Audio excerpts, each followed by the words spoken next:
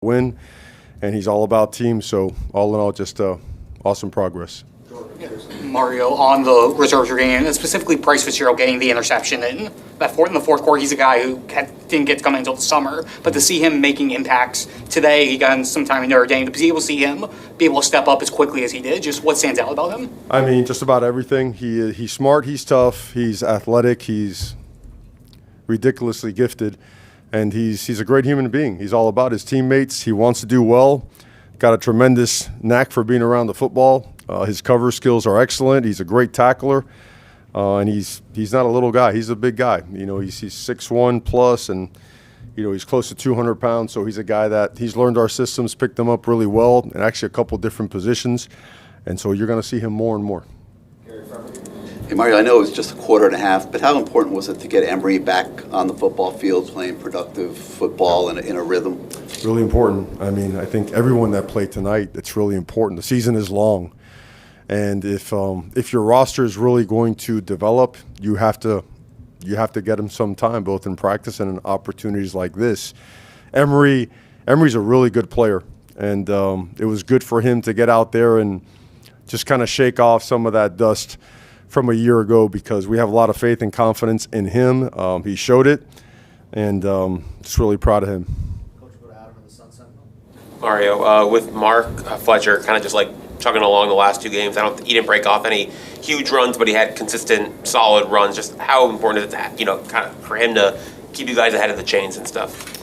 I mean, averaging almost 8 yards a carry, very physical runner, really good in pass protection, tremendous leader. I think all those guys just did a really good job. Him, Marty Brown, I know Chris Wheatley, Humphrey. But all those guys got some really, really good hits. And Mark and Marty started us off for the game. And, I mean, we feel like we have multiple starters back there.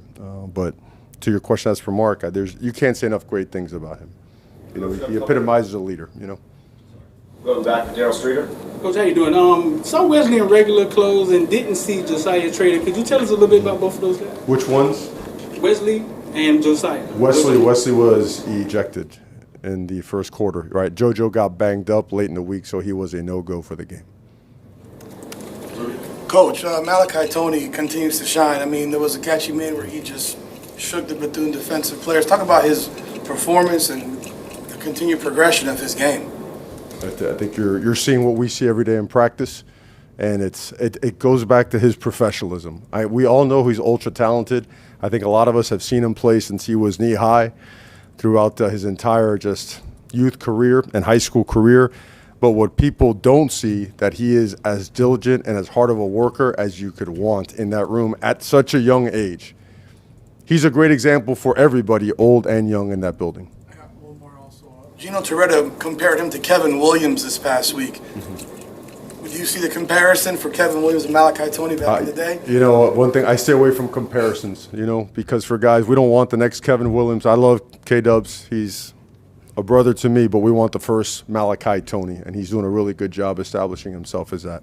We'll do a couple more. Coach, go to Brian London. Coach, obviously you lost some great talent on the wide receiving core after last year, but it seems like, at least early on, that this group is really special and doing some good things. Just talk about this group as a whole. Talented guys that work really, really hard. They are as tight-knit of a receiver group, which is not super common all the time, right? I mean, these guys they hang together, they work together, they work on the details of the game. So besides being really talented, they have great leadership. I think it starts with C.J. Daniels and the way he has taken a leadership role in that room. Keelan does a lot of that stuff as well, and they just, guys like Ray. I mean, there's just a lot of really experienced guys that know the processes and the regimen that it takes to be successful on Saturday. So they've had a significant impact on the other guys, and they're making plays as they come to them. Notice they're not trying to play out of scheme. They're not trying to do something that's out of what is asked of them to put us in a pinch. They're making the plays that come to them, and when they do have an opportunity, they're making it count.